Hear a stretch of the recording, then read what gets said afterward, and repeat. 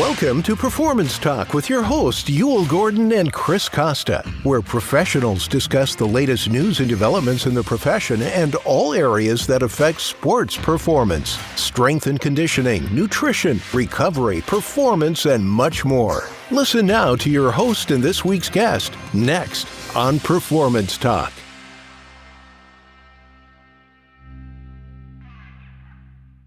Ladies and gentlemen, welcome back to Performance Talk. This is our 8th season. So we are happy to be here, and we're happy to be here with our one of our first guests for the year, Dr. Brent Hogarth, clinical psychologist, focusing flow state, sport, business, just kind of, you guys know how we do. We're all over the map. So, jump on and ride with us.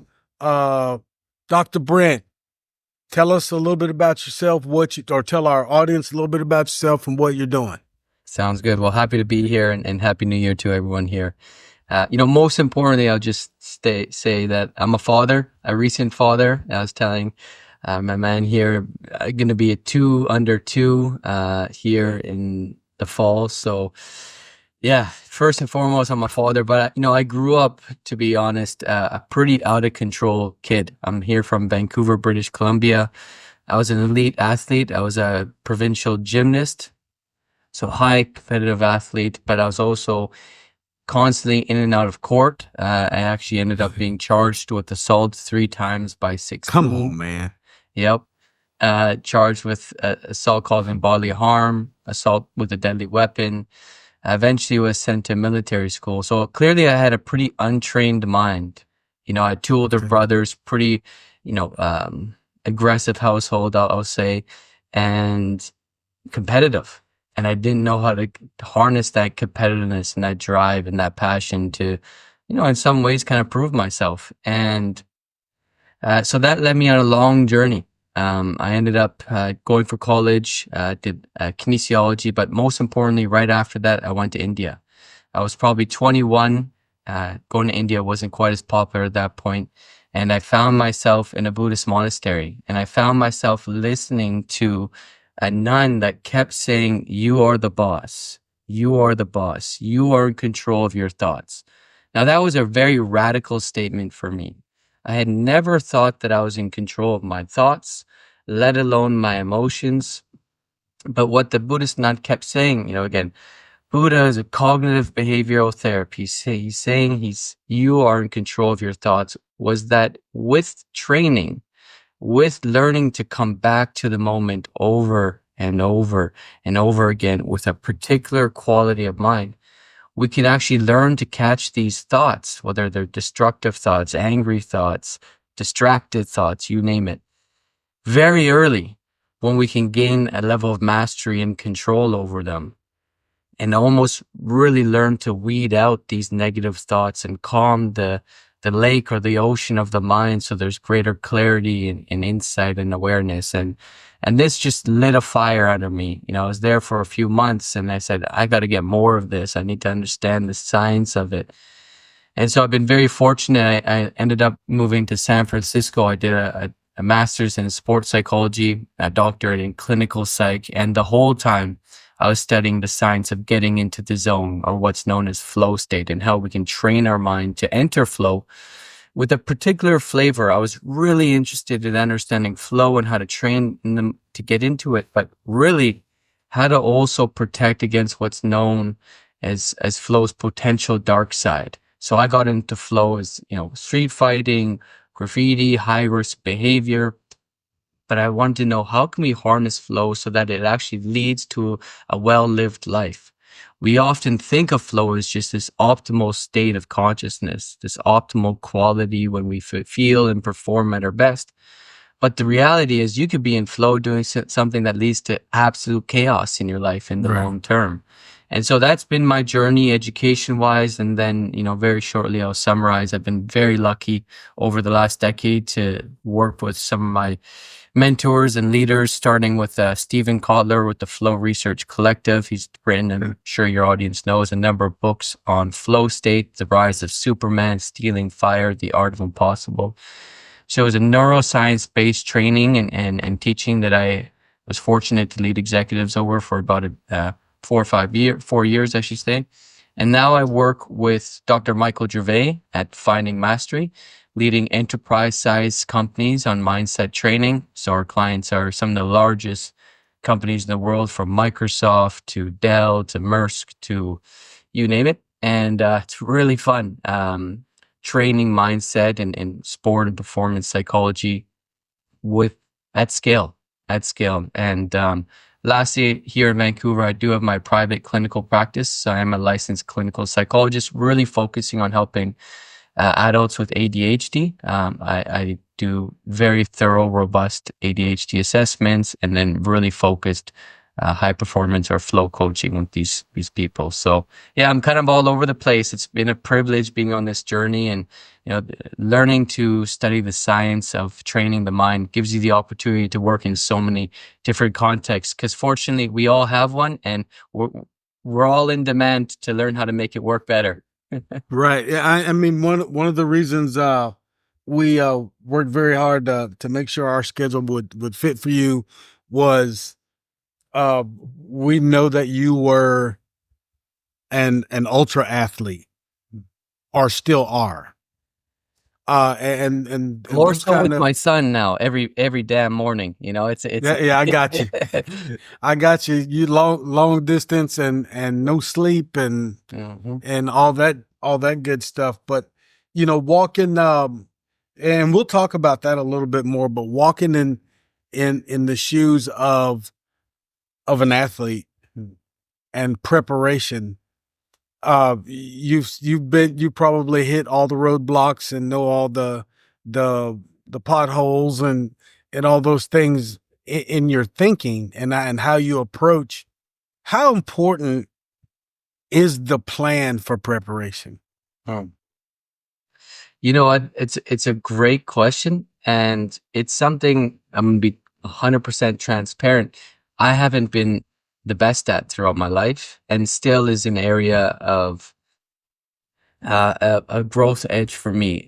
Again, I myself have ADHD, so I've learned to, well, I don't know, learn might not be the best word, but I don't plan as well as I could, and I'm Okay. somewhat impulsive. And however, I've developed, going back all the way to a gymnast at a young age. I wasn't the best gymnast, but when it came time to compete, I had developed the trust in myself that I knew that I was going to be able to do the the high bar routine. And when it comes to ultra marathons, I know that I'm going to be able to put one foot in front of the next. And so, I think of trust is doing difficult things, and time, like how consistently, how long have you done it. And so, my preparation, I would say, is less, the X's and O's, having a clear, to-do list every single day, although that is something I'm working on. I value, hearing people like John Wooden, who every single practice had an outline. That just hasn't been my case. It's been kind of putting myself in fire, failing, being painful, but just developing the trust that knows that put me in the environment, put me into the public talk, the run, whatever, I'm going to show up. And so that's been a lot of my trial. Yeah, but we hear if you're sitting with athlete and athletes are listening and other coaches are listening and they go, well, how can this guy even be successful if he doesn't have a plan? Well, what I hear you saying is the plan is important. How much of the plan you actually execute or follow is something different. That's an individual thing. Is that correct? 100%. Each person, yeah, like you said, will be different. For me, it's the commitment, right? For me, it's I sign up for the ultra marathon. I'm going to get it done. I sign up to give this presentation or talk, show up today on this podcast. I've learned to hold my commitments, and that develops a sense of trust and therefore calm in these moments where whatever I need, is able to be expressed, right? It's the getting into the mind and out of our life, getting into thoughts and then fears and anxieties that pull us out from the wisdom that is already within us. And so, I'm blessed to have a athletic background from a young age. So I do bring that, and genetically, I'm probably blessed in many ways, to be a decent athlete. Don't get me wrong. I definitely train for my ultra marathon. I do overnight runs, wearing packs. But for me, like ultra marathons in particular, it's one foot in front of the next. And mind you, I'm not getting the best time. In the last ultra marathon I did, it was it's called the Whistler Alpine Meadow. It was 100 miles, 30,000 elevation in feet, and you climbed up Whistler, down Whistler, up Blackcomb, down Blackcomb, and you did it again. It took me 47 and a half hours, and I was second last, with 20 minutes or so left. But that's all that mattered to me. I just wanted to finish. And yeah. Well, for some athletes, it's the opposite. It's getting started. Hmm. You understand what I mean? And you talk about, your state of mind, your state of being, and catching thoughts and replacing those thoughts with more positive thoughts or with actions. When for yourself, it's a determination and a persistence that says, okay, I committed to this, so it doesn't matter what the pain is. I'm getting ready to do it. Okay, and I'm gonna finish it regardless. Mm-hmm. Some people, it's easy for them to commit, but they don't show. Mm-hmm. And when I say they don't show, it's either they physically don't show up, or they show up but they're not there. How did we work a lot with the athletes that come, and and I've heard this before, Coach, I'm really not feeling it today. Mm-hmm. How do you get their mind back in the right space? Yeah, it's a great question. So in my experience, again, since having a child about 14 months ago, a lot of my thinking and awareness of the mind and of performance psychology has shifted, understandably. And the biggest lesson that I've learned is actually the role of being kind and compassionate to ourselves and not overly self-critical.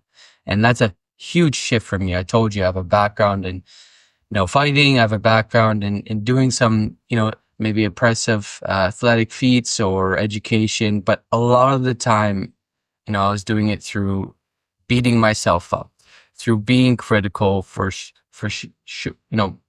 kind of shaming and guilting myself that you better damn show up, or else what would other people think of you, or else what would you think of yourself, etc. Right.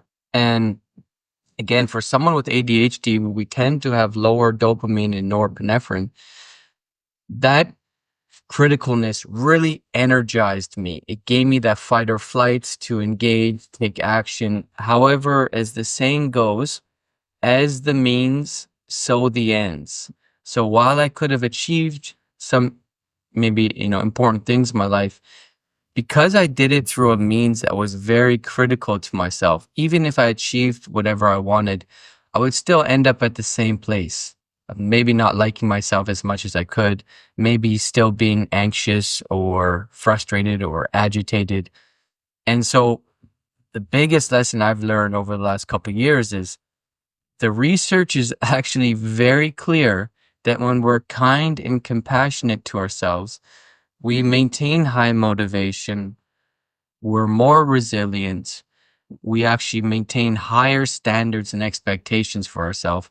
All the things that I thought being kind to myself would do the opposite. I thought being compassionate to myself might make me soft, might make me weak, make me not as motivated. Right. But when it comes to the long game of performance, long game of being a father, you name it, we're going to constantly fail. We're going to constantly show up and not want to compete or practice hard that day, whatever it might be. And if we can say to ourselves, you know what, Brent, I know you're struggling, but I believe in your ability to show up today and make something out of this. That's the work, right? Like as a psychologist, the work is actually pretty simple. It's helping people harness their thinking and have a narrative that supports and empowers them. And it comes and starts with being supportive and encouraging to ourselves. So that would be the one place I often start. It's like, all right, it's appropriate to probably not feel like you want to compete today. That happens. We have days that we feel tired, we feel off, or we want to be doing things. And yet still, how is this an opportunity where you can show up and support yourself because you've committed to this? This is something you care about. And so I would take it beyond just the practice or the game itself and think long term. What kind of relationship do you want to have with yourself? And let's foster that. Let's go a little bit deeper on the long-term thinking. Oh, As athletes, especially as young athletes, male or female, we're in the moment, and we're told to stay, or those athletes are told to stay in the moment. Get in the moment, stay in the moment. Don't think about what the outcomes are. Don't think about these other things. So this sounds, mm, to me, a little bit different, or a little bit different way of thinking, and look out there a little bit, and tell us maybe what the differences are, or what the approach what that type of approach has, that maybe, like you said, beating yourself up yep. doesn't have, or overcommitting in such a way that where it becomes negative, et cetera, et cetera. Yeah. It's, you're definitely locked in with the research and the experience you have. Thinking outside of the present moment, right? Thinking about anything that's outside of our control makes us feel out of control. So I wouldn't necessarily disagree with the school or camp that you're kind of quoting there. What I'm suggesting is take it beyond the actual practice and the behavior, and let's explore just your relationship to yourself. And certainly it's the relationship to ourself in the moment, but yeah, it's like, how do we want to live our life and feel that we lived our life at the end of it? So I've worked with probably, I don't know, maybe over 1,000 clients now, and one of my initial intake questions is always, what is your greatest fear? And I'd say consistently about 95% of people write, not living up to my fullest potential, right? And now fear is a great motivator. Pain is a great motivator, right? It got me to India. I didn't like who I was, it got me into psychology. It's like, all right, I got to make some shifts here. And so, when I think about the long term, it's, am I living up to my fullest potential? And if I go to bed tonight thinking I didn't live up fully to what is important to me, there's a fire under my ass to say I got to show up again tomorrow. And again, this could be healthy or this could be unhealthy. I've found that if I'm doing it at a place because I believe I can do better, as opposed to needing to prove to other people, that's where the edge is. Now, let me just kind of keep going on this. So with Okay. all my clients, we start off the morning with a tiny little practice. And I'll back up. We all on this podcast, in this room, probably want to say we live a high performance life. We want to live a life, a good life, we could say. Right. Now, if I were to ask people listening to this podcast, have you actually defined what that is for you? Can you Right. can you articulate it in 20 Right. words or less? Most people probably would say no. Or there's a fear of trying to say it out loud. Right. And so to live a good life, first we need to know what the hell is that for us. And then it starts right when we wake up. Right when we wake up before we even get out of bed.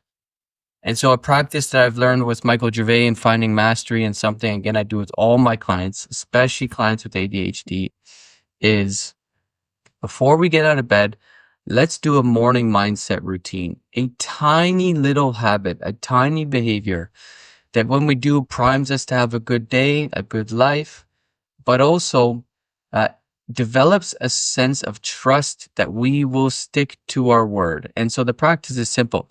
It's one deep breath. Okay. Before we get out of bed, let's not just go on autopilot. Let's become conscious and truly wake up by taking one deep breath, thinking about one thought of gratitude. What's one good thing today? Right? We're priming our mind to be optimistic and resilient. Number three, like, what's our intention today? Not the goal. Okay. Not the goal of showing up to practice or whatever it might be. It's like, how do I want to feel in practice? How do I want to show up? And then lastly, like, as you get out of bed, feel your feet on the floor for a moment. Take a beat, take another deep breath, and then get on with the day. So, it's these tiny little ways to train the mind that, again, when we do consistently, make all the difference. And so that question, again, coming full circle now, like, what would I say to that athlete who's at practice and doesn't want to compete? It's like, what is high performance to you? What is a good life to you? What's the values underneath that? How can we show up and live in alignment to that, even if you're not going to have your best practice today? What's one little thing we can do? Okay. And oftentimes, and I like the direction you go, but trust me, getting athletes to think of themselves sometimes a little more holistically, Yeah. as opposed to, this is what I am, this is what I do, this is all I am, blah, blah, blah. Sure. And especially some would think that the older they are, the more that happens, or the higher level. A lot of times it's the high school athlete that has this goal, and they want to go to college, and they dream of being a professional, and by the time they get to the professional level, if they get there, or the collegiate level, or the national team, or whatever the highest level is, by the time they get there, they've already established their habits and their preparation and their patterns, and for the most part, enough to where they're successful, enough to get to where they want to be, and they're more satisfied. So they're a little broader. But you have those athletes that want to be the best of the best. You have the athletes Sure. that what's the record? I want the record. Yeah. So when you start trying to get another hundredth of a second out of a time, another 2.5 pounds out of a lift, another yard out of a run, another foot out of a baseball, striking a baseball. When you start trying to get those little bitty increments of change, 35 seconds in a marathon, those kind of things. What's your advice to athletes to not put so much pressure on, or on how to not put so much pressure on the achievement or the goal that they actually are detrimental to themselves by doing it? They hurt their time instead of help it. It's a great question. And the reality is, each athlete has their own definition for success. So some athletes might have a definition that, yeah, it's being the best in the world. So my role as a coach or their psychologist, like, okay, let's honor that, right? It's not for me to tell them, you don't need to be the best. It's all good. It's like, no, success for me is being the best in the world. All right, let's go. Let's get after it. And there's consequences and and sacrifices with that. And similarly, if the definition of success is, I just want to be my personal best.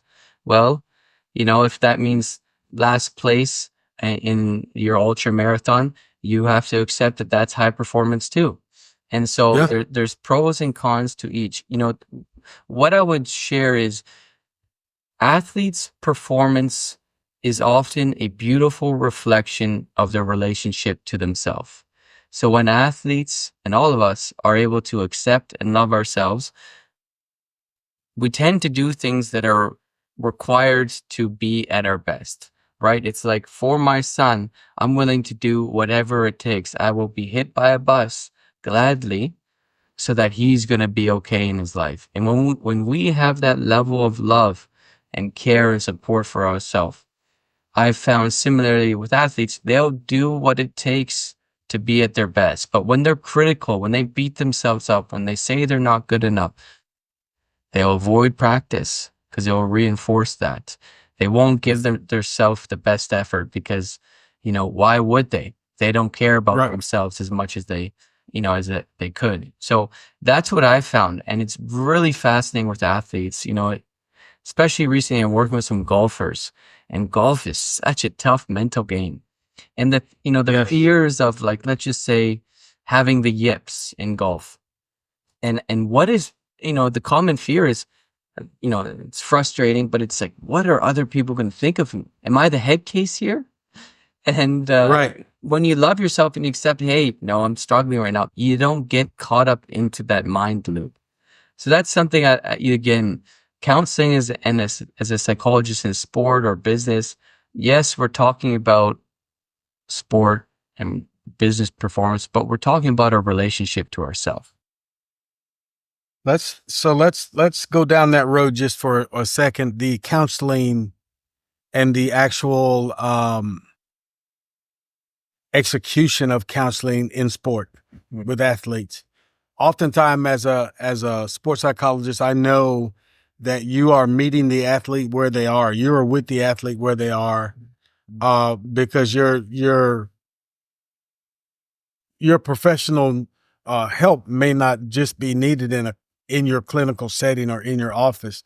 So you're standing out on the roadway watching the athlete run by, and you're trying to figure out, how can I help them there? Or you're trying to help them when they're coming into the weight room because they had a terrible day yesterday and they mentioned it, but you haven't talked about it. So as a professional, meeting the athlete where they are, how important is that? It's, as a psychologist or coach, let me back up. Love, high performance, success, it only ever happens in the present moment. So when I hear you say meeting them where they're at, that means to me meeting them in the present moment. And so, for instance, even talking to an athlete about what happened last week in their practice or in their competition, I try to always take the conversation from the content, the story, the narrative, to the process, like what's coming up right now, right? Like we can only work on ourselves in this moment. So let's stay there. And when I work with an athlete, the first couple of sessions, we might not even talk about their sport. It's a relationship based dynamic. Yeah. And the best psychologists in the world know that you can bring whatever intervention, self-talk, visualization, you name it. But if you don't have a strong therapeutic alliance or relationship with the person, it doesn't matter. None of it's going to stick. It's funny, 80% of the research, for 80% of the change in a coaching relationship has been shown to be these common factors that are just the relationship. So, in that moment with the athlete, I might say, like, I've been thinking about you since, your last performance, and I've been curious about, I've been hurting for you that, that was something that didn't turn out how you might want the outcome to be. And just really meet them as like a caring friend. And there's a vulnerability with that. There's a vulnerability to say, hey, I've been thinking about you since our last session. That's like a level of intimacy that's somewhat unlike most relationships. And that's what creates a dynamic that's really healing. Yeah. And for, as I direct that answer towards young professionals that think that coaching is about screaming, yelling, being negative, if that's what you grew up with, then I'm sorry. Now, coaches get loud. Even the good coaches, it's going to be loud. They're going to get frustrated. There's going to be some emotional stuff. But I found that with me, when I was way back in the olden days, when I thought my coaches, gave a care about me, I was willing to do whatever I needed to do to be what I needed to be and be part of the team. Facts. If I didn't think they cared, I could get a little rough around the edges and a little surly. Mm-hmm. I'm not saying I was the best guy out there and they needed to treat me a certain way. No, I didn't want you to treat me a certain way. I just wanted you to give a care about what I did. Yep. If you don't care, why am I out here? That was 100%. So know that you are cared for, and I'll add maybe another layer that I'm sure may have been part of that is knowing that they cared about you. It meant that you mattered and that you could be yourself. So again, part of my work with Michael Gervais in Finding Mastery, obviously folks may know that he was a Seattle Seahawks sports psychologist for a decade. right. And he tells this story that I think articulates what you're hitting on is when he first went into Seattle and it was preseason and he was walking around the coaches in the offices and training rooms, and he was asking people, what's different about it here? And they said, I don't know. It's different. Like I can be myself. Right. And Pete Carroll, he said it was blasting music from his room. People are shooting basketball, in the, on the fields. I remember going there and seeing, there's basketball hoops on the fields. And people are listening, their music, whatever it might have been. There was a level of knowing that you were able to show up authentically. And so you didn't need to code switch. You didn't need to put on a mask because that's taxing, and that gets us into our mind, that gets us self-conscious. And when we're in flow, that's the last thing we want. We don't want to be thinking at all about ourselves, just expressing, just moving. So I love that story about you, and I love the word surly. I don't use that word. I need to integrate it into my vocabulary. My daughter called me that one time, and that we just kept using it after that. And she's, it was pretty funny because I was really kind of in a grouchy mood, and I don't know what happened. Probably something at the office or something at work, and she said that word, and I thought that is like a 1947 word, and I just started laughing. So she just kind of changed the whole mood of things, and you got that to look forward to from being a dad. You can walk in the door and your day could have been horrible, but if you let them, they'll cheer you up. It's so special. It's so fun. If you let them, they'll cheer you up pretty quick. But anyway, back to what we were talking about. When you approach an athlete or you get a new client as an athlete, that is an athlete, no matter what level, and now you got into it a little bit, but what's your initial approach after your first few days where you're kind of trying to get to know them? You haven't talked about their sport, but once you get to that spot to where, okay, now we're going to talk about the sport, what's your approach there to not have them tighten up? Maybe if they haven't had the best year or they want a better year or whatever, because I know a lot of times you can speak with an athlete, but then when you start to talk about training or you start to talk about their performance, and what it was, even some of them that had great performances the previous week, the previous month, or that year, they do this and they tighten up and they don't want to, I'm going to say they don't want to be criticized. I'm going to say it like that. But they want you to talk to them a certain way.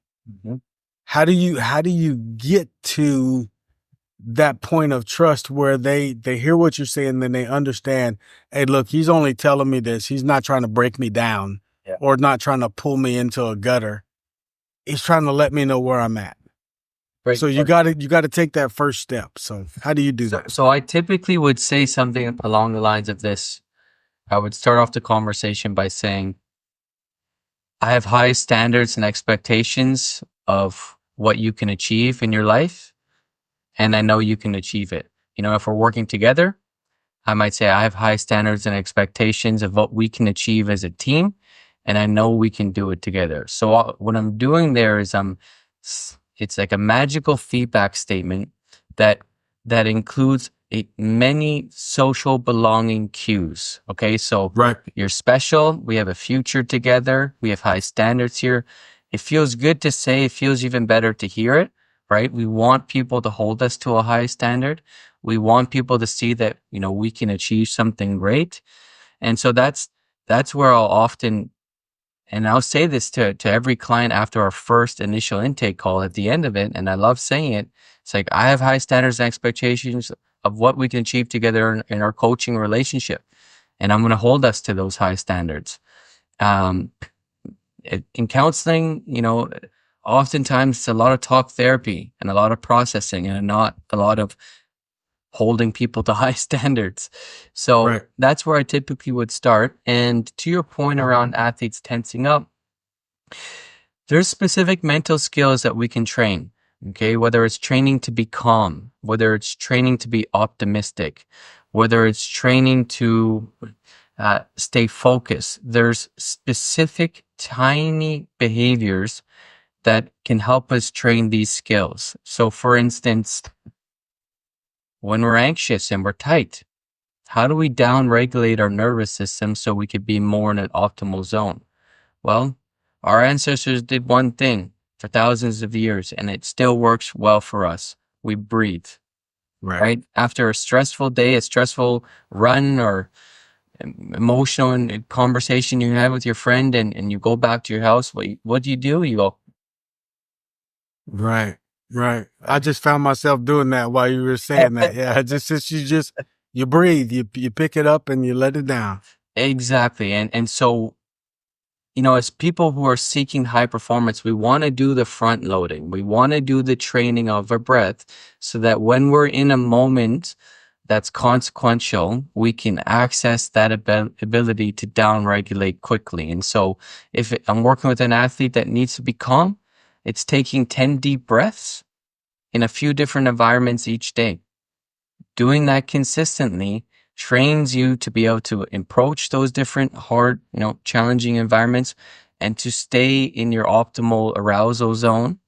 If it's an athlete that's pessimistic, if they're fearing the same potential consequence that happened the last time they competed and maybe failed or lost or whatever it might be, it's let's train to be a researcher of amazing. Let's look out every day to see what are the good things that are going on right now. Again, this is this kind of concept of front loading the mind. Right. And then at the end of the night, let's write those down. 3 good things. It's a simple evidence-based practice that is shown to not only help us be more optimistic, but reduce clinical challenges like depression and anxiety. And the beauty in looking for good things is that we can do it all day long. Right. There, even in the worst of situations, we can find good things. And so, what I would share, just you asked me kind of really specifically, what do I do? I would start with a tiny habit. Let's just say it's 10 deep breaths, and I wouldn't move on until they're doing that consistently. Whether it's the morning routine, the 10 breaths, let's not throw fucking everything at the wall. Let's start, build consistency and build off of it. I've always, I operate primarily on the physical side of preparation for athletes. But never very far from, the practice of sports psychology and those things. Although I'm not a clinician, so I don't practice at that level. But consistency and persistency are crossovers, and there's some others. Yeah. But there's some others like planning and et cetera, et cetera. But consistency and persistency are the two, phrases or end phrases or terms that you'll hear from me a lot with athletes or anybody that's trying to accomplish something. Because if you don't do it, or you stop doing it because it got hard or you didn't feel like you wanted to, you know, your progress immediately stops, and it's not very long before you start going backwards. Yep.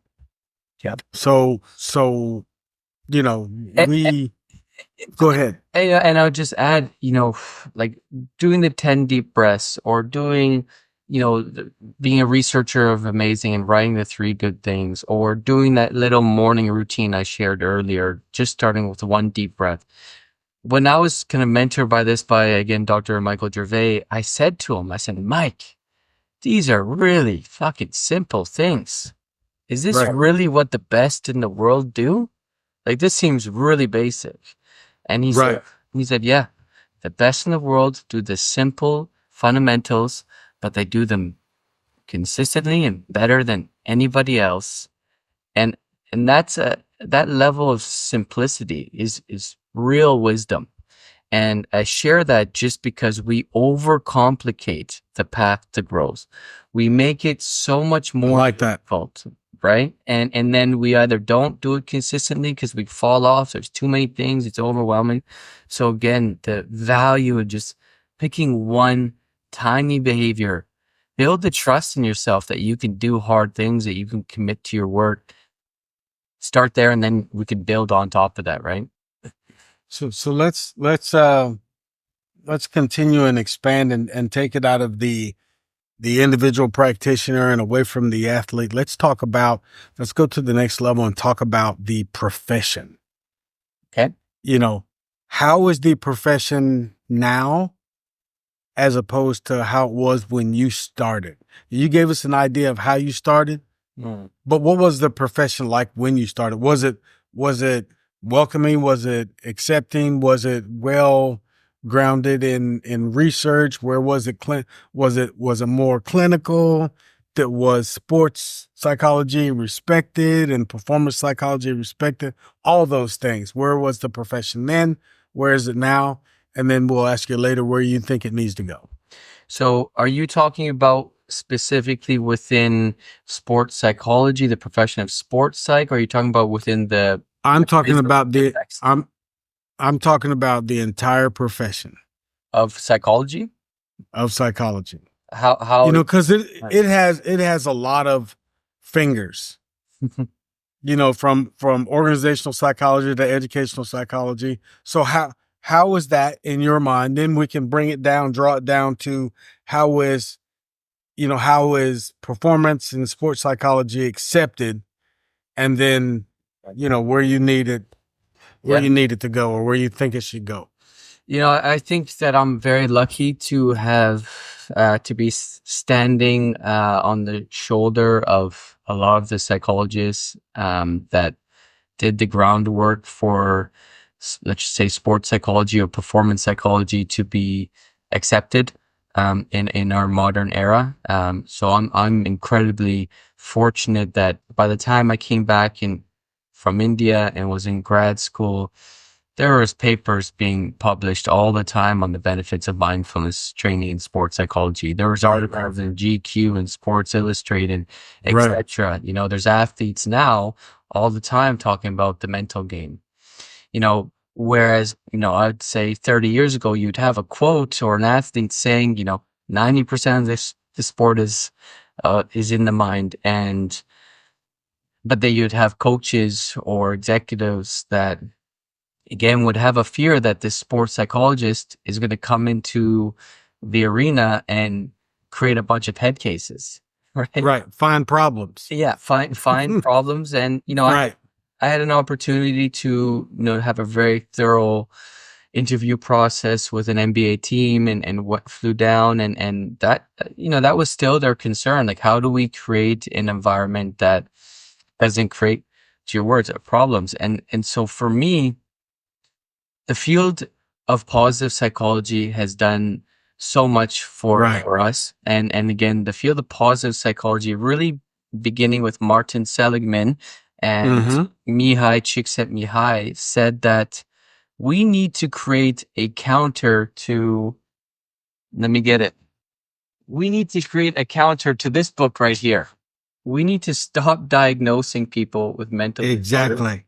I got a lot of, I use this still, but we need to create a new way of looking at what is the best in people. What are the virtues that we can train through understanding people's strengths? And again, shift the field from thinking, how do we get someone from, let's just say like a -5 space to a 0 to just kind of being okay to, no, what does it take to really lead a good life? Get from 0 to +5. What does it mean to truly flourish? And so, that work, and if listeners have never done the VIA character strengths, I strongly encourage you, go to Google VIA character strengths online, do the free strengths assessment, start to learn more of your strengths, start to apply them in different areas.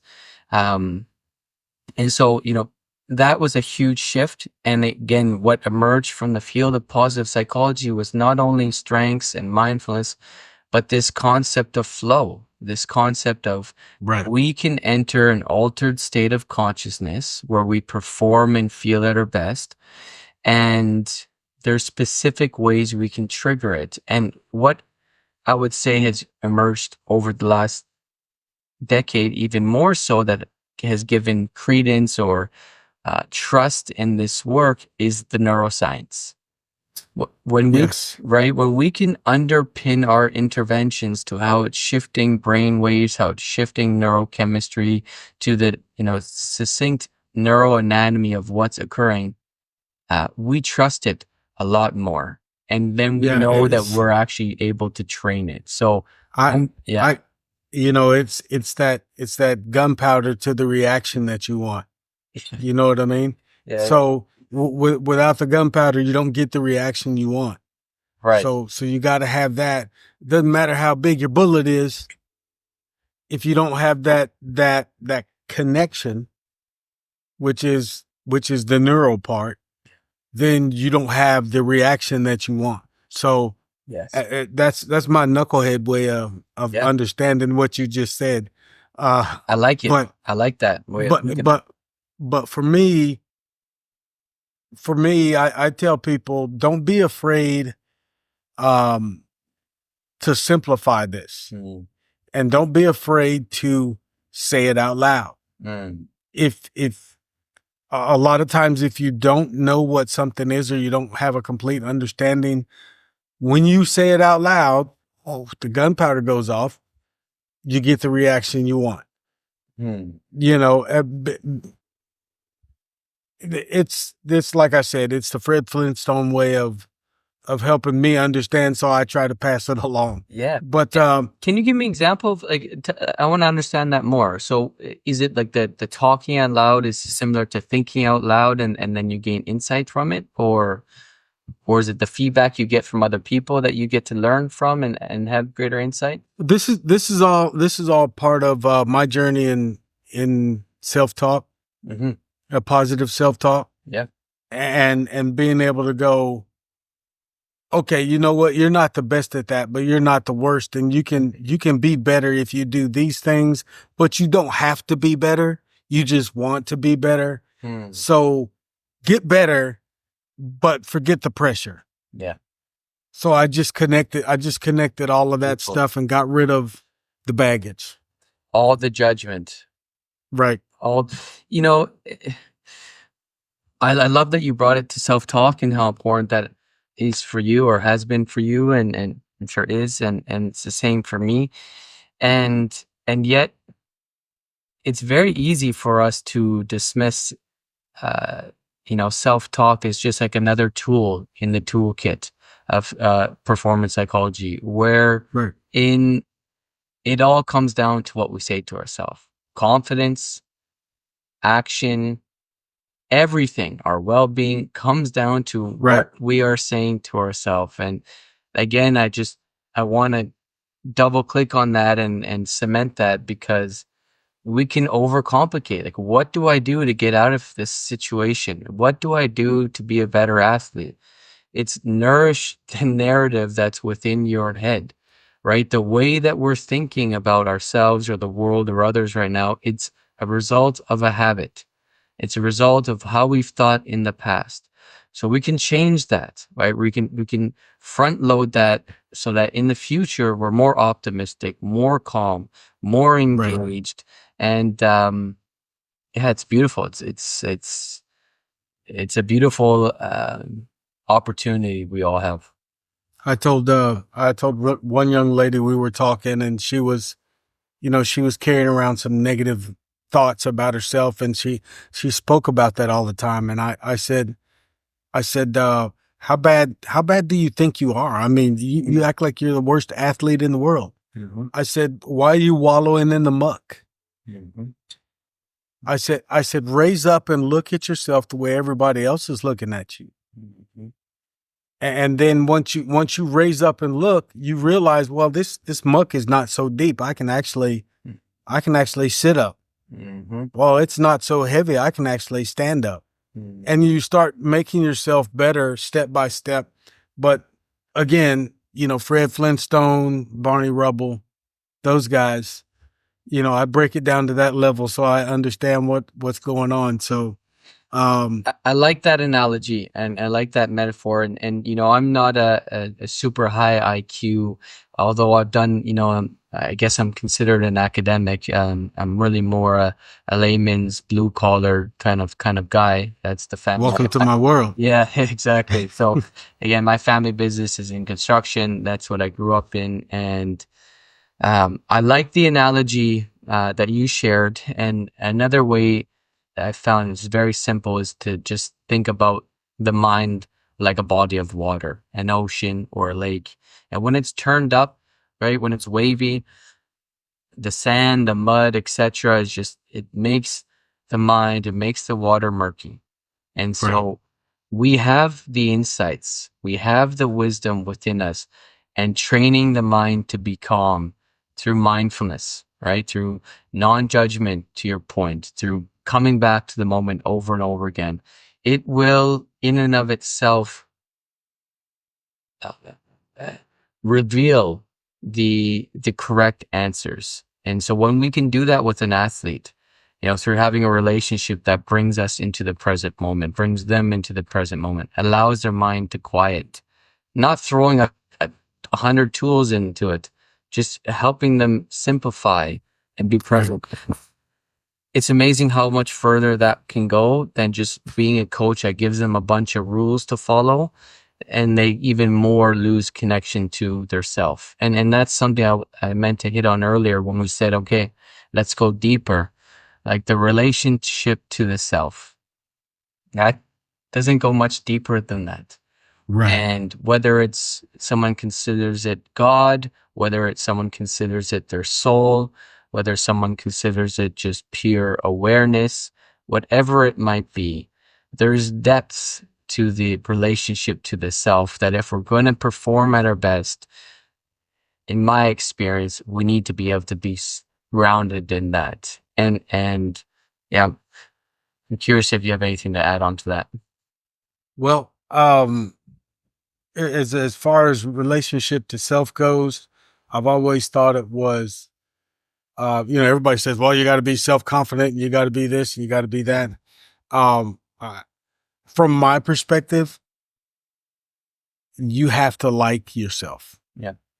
That's where it starts. Because I mean, I spent a lot of time, um, as an athlete, not liking it because I was shorter.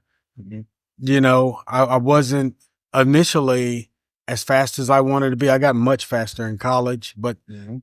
I wasn't, I wasn't a lot of things that people look at and say, that's an athlete. Mhm. But the one thing that I was, and I'll say it to anybody, to any athlete at any level, is I would work my ass off. If I thought I wasn't good enough, I just kept coming, sometimes to detriment. Sure. Yeah. You know what I mean? Sometimes, my shoulder would be messed up or my knee would hurt because I just keep going. I But love it. that's I love kind of the, Yes. again, that's kind of the caveman approach to doing things that I had. Um, but as we start to get towards the end of this, I like to always ask for advice. Mhm. Um, advice for new professionals, advice for your peers, and advice for old guys guys and women who might be transitioning out. What's yours?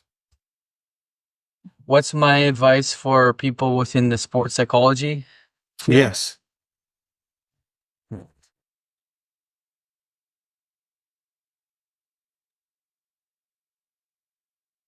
It's a tough question to think about so many different individuals with different backgrounds and different interests. And I put a little pressure on you, Doc. So that's why I asked. I like it. That's why I ask it right at the end. Yeah, I like it. I like it. So my advice would be focus on the relationship first and foremost with all of your clients. Trust that if you just have a strong relationship where the client feels like they can trust you, that they can be open with you, that in and of itself is a huge benefit that ripples out into all of their other relationships in their life, their relationships with themselves, their relationships with their coaches, their teammates, their families. It's a relationship based industry. So whether it's a new professional, an old professional, they know this at that point, but foster those high quality relationships built on trust. And the ability to do that starts with being able to trust yourself. So I would say do hard things, do them consistently, fail, learn to still love and approve, and celebrate yourself to doing those difficult things. And I've kind of hinted at this throughout, is simplify the path.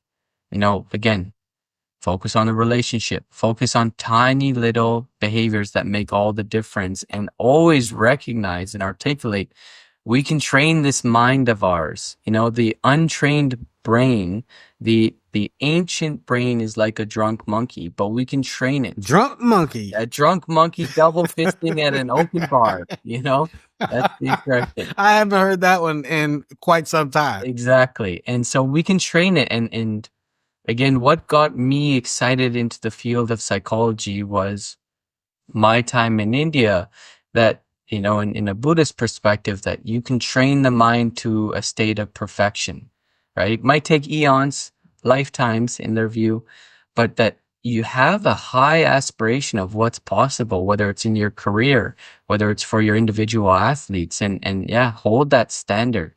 Athletes want to be trained.